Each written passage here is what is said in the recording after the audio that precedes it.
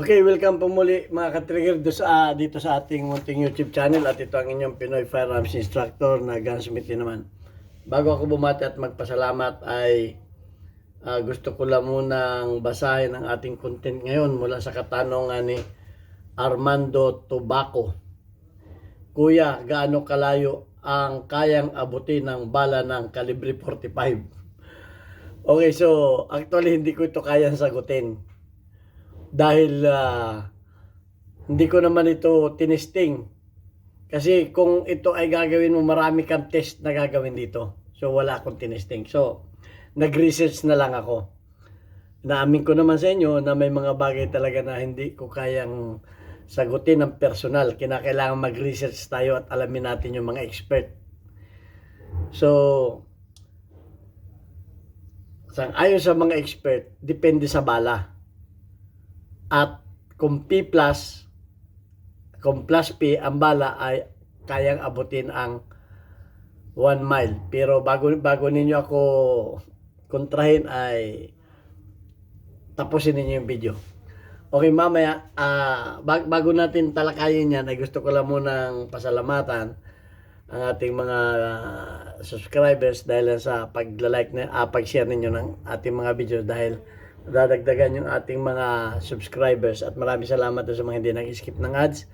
Dadagdagan naman yung ating mga revenues dahil ang ating YouTube channel, ang kita nito ay tinutulong natin sa mga beneficiary natin na anak ng mga single parent na tinutulungan natin makapag-aral. Yung lahat ng kita ng ating YouTube channel ay kinukulang pa at dinadagdagan ko pa yan para matustusan natin yung 6. Kaya maraming salamat sa mga hindi nag-skip ng ads.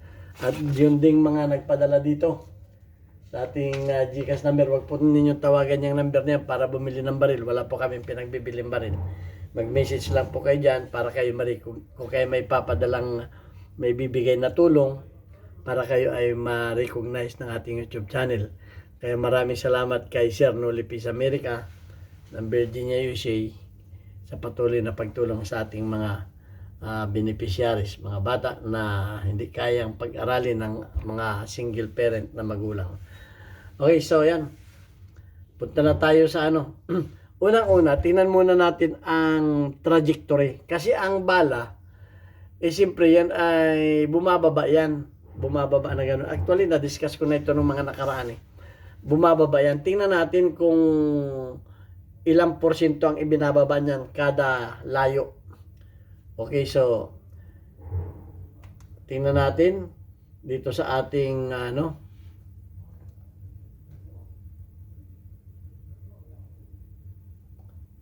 tingnan natin yung ating research. Ito. Tingnan natin ang meron tayo ditong chart. Ito, papakita ko na lang sa inyo. Ito kasi yung bala ng 45 caliber Ito. So, sumunod ay 40, 45, 40. Yan, 9mm. So, ito yung ating chart. Ito. Kung kaya ninyong yan, screenshot ninyo. Pero babasahin ko na lamang sa inyo para para madali tayo. Ito ay kinuha natin sa Google. Okay. Pag ipinutok mo hanggang 30 yards ay ang bala ng 45 ay kumbaga ay flat pa sa sa 30 yards. Okay, flat. Ibig sabihin hindi pa bumaba. Straight pang ganon sa 30 yards. Pagdating ng 40 yards, yan ay bababa na ng 1 inch. Okay? Bababa na ng 1 inch. Okay. Maliit lang yung 1 inch. Ito lang yung 1 inch. Yan. Bababa na yan. Kumbaga, ito yung pag ganyan na yan, dito na tumama yung bala. Bababa na ng 1 inch. Pagdating ng 40 yards. At pagdating ng 50 yards, bumaba yan ng 3 inches. Yan. Ito na ang ibinaba. Ibig sabihin, mula dito, kung mula dito ay straight yan, Pagdating ng 40 yards ay bumaba na yan ng 3 inches. Pagdating sa 40 yards. Kaya, ang effective range ng 40 caliber ay, ibig sabihin yung 50 range o yung pinakang ng 45 caliber ay 50 meters. Sa 50 meters ay o 50 yards, yan talaga ang kasarapang iputok ang ang 45 ACP sa 50 yards. Kumbaga, pag ang tao ay wag naman sa akin, pag sa ulo, kaya mo pang patamaan sa ulo kung depende sa shooter. Okay, depende sa may hawak ng baril. Kaya mo pang patamaan sa ulo yan kasi pag pinuntirya mo yan sa sa noo, o edi sa ulo mo pa rin tatamaan yan. Okay, so yan ang talagang effective range. At pagdating sa 60 yards, yan ay bumababa na ang bala ng nasa mga 4.5. Ito na. 4.5 na ang ibinaba ng Ito na, bumababa na sa 60 yards. So, kung tao ang iyong binaril sa 60 yards, ay tama pa rin. Malayo na yung 60 yards, ha? Tama pa rin kung tao ang iyong binaril. Ngayon, pagdating ng 70 yards, ay bumababa na ang bala ng nasa mga 7. Okay, mga 7 na. Ito na, bumaba na ang bala ng ganito. 70 yards, tama pa rin yan. Kumbaga, ang tao ay tatamaan pa rin yan sa 70 yards. Okay? At pagdating naman ng 80 yards, ay nasa 10. Nasa 9.5 ang ibinaba ng bala. Ito na, 9.5 na. Pagdating na ito sa 80 yards, 9.5 na. Tama pa rin ang tao sa 9.5. 9.5 ang ibinaba. Okay, kung pinuntirya mo sa ulo, tama pa rin sa dibdib. Okay.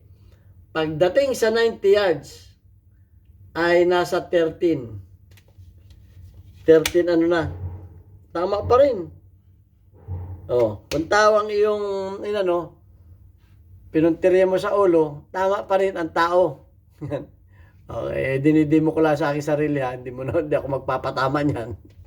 Masakit yan. Okay, 90 yards.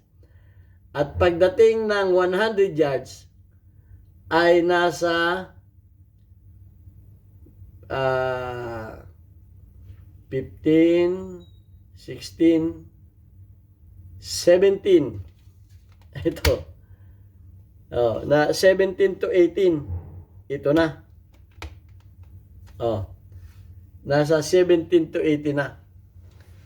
Tama pa rin. Kung sa ulo mo pinuntirya ang ulo, ang sinight mo sa ulo, tama pa rin sa tiyan. Okay. Siyempre, pagdating na ng 100 yards yan, ay nasa mga 20. Pagdating na ng 100 yards, ito na ibinaba. 20 na. Okay. Tama pa rin. Tama pa rin, sa puson. Tama pa rin sa puson. Pero pagdating na ng niyan, ay, kaya sa 100 yards, may napanood din ako nito, 100 yards, tinamaan niya yung target. Kaya pagdating sa 100 yards, conforme na yan sa sa shooter. Siyempre, magko-compensate na ang shooter diyan. Yan ay ang na niya diyan ay 9 o'clock sighting na yan. 9 o'clock na. Kung baga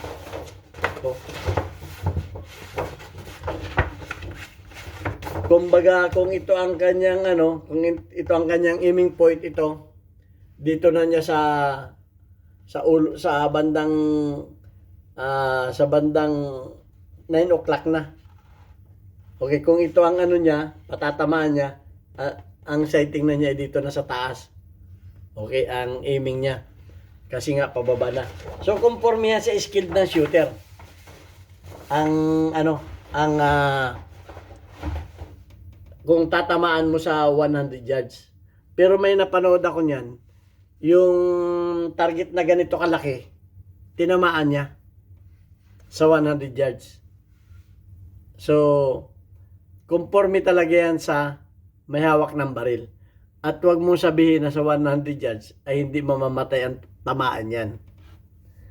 Pagka napuruhan ay depende na lang sa replacement ng bala kung saan tinama. Siyempre, pero ang sabi nga ay pinakang effective lang yan ay hanggang 50 yards. Kumbaga, dyan sa 50 yards ay sureball na may kalalagyan. Sa 50, sa 100 yards ay pwedeng hindi ka mamatay o depende kung saan katamaan. Pero lulusot pa rin yan sa ating katawan. Hindi kahit hindi mag-throw and throw yan, mananatili sa katawan natin yung bala na yan. So, ibig sabihin, kung hindi tayo nakabest, papasok pa sa loob ng katawan natin yan. So, yan. At tiningnan ko din yung chart ng ano. Tiningnan ko yung chart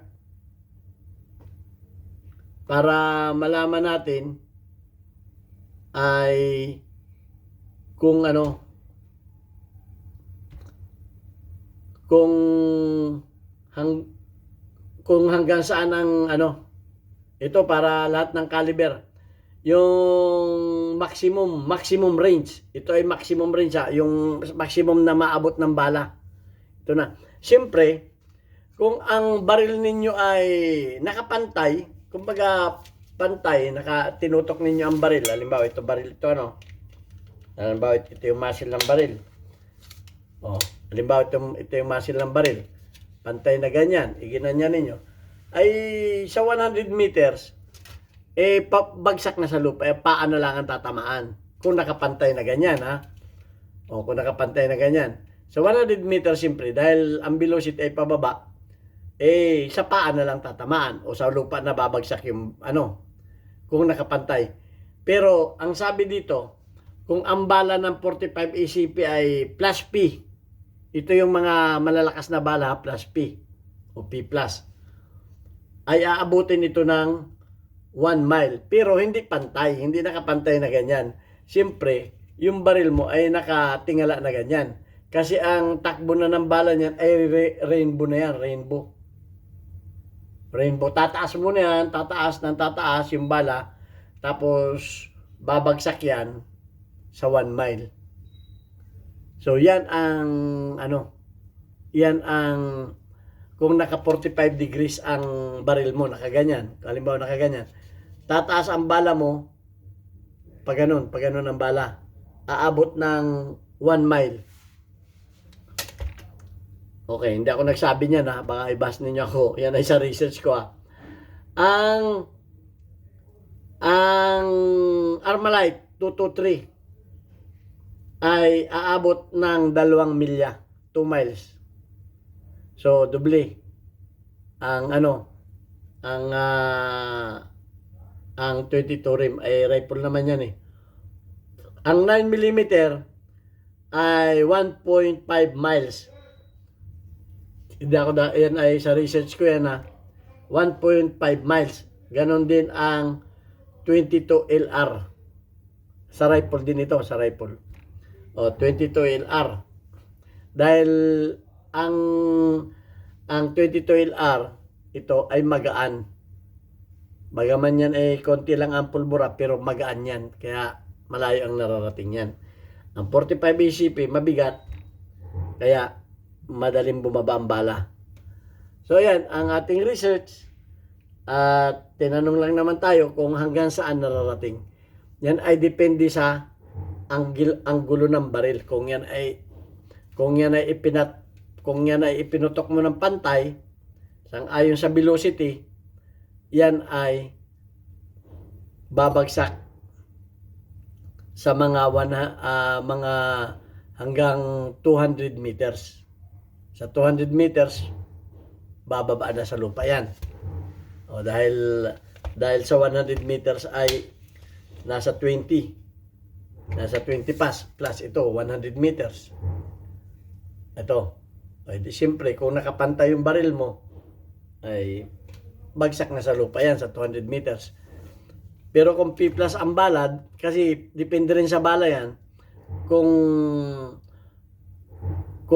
plus P plus ang bala, yung malakas na bala, depende rin yan, at ang angle ng baril mo ay nakaganyan, eh aabot yan ng aabot yan ng 1 mile.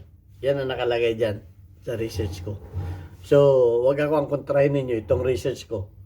Alam ko merong hindi naniniwala sa inyo sa Google, pero yan ang nakalagay dyan eh. Oh, hindi ko naman pwedeng baguhin yan.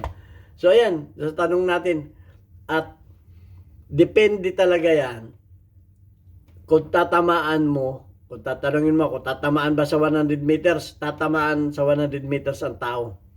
Depende yan sa shooter. Depende sa shooter yan. Kung hindi ka marunong bumaril, ay baka kahit 20 meters ay hindi mo tamaan. Okay. Yun ang aking kasagutan yan. Okay, so yan. At sinagot ko lamang yung katanungan. At yan ang katanungan ni Armando Tabuco. Okay, so yan. At shout out na lamang sa ating mga community spotlight. May Lumaranan, 62. Engagement, shout out sa iyo. Shout out kay Nueva Prepare, 29 ang engagement. Shout out kay Nelson Mariano, 46 ang engagement. Shout out kay Pinoy Ergan, meron kang 2 engagement. At shout out kay Ragpens, meron kang perfect at 100 plus na mga engagement. Okay, maraming salamat sa inyo. Hanggang sa muli, ito ang inyong Pinoy Firearms Instructor. At meron na tayong bagong Papa Burger dyan sa aming bayan. Shout out sa inyo. Sa Pinamalayan Oriental Mindoro, matatagpuan ninyo sa Alvarez Street, do sa dati kong masishop, Alvarez Street, Pinamalayan Oriental Mindoro. Buy one, take one ang burger dyan. Maraming salamat sa inyo. Thank you very much.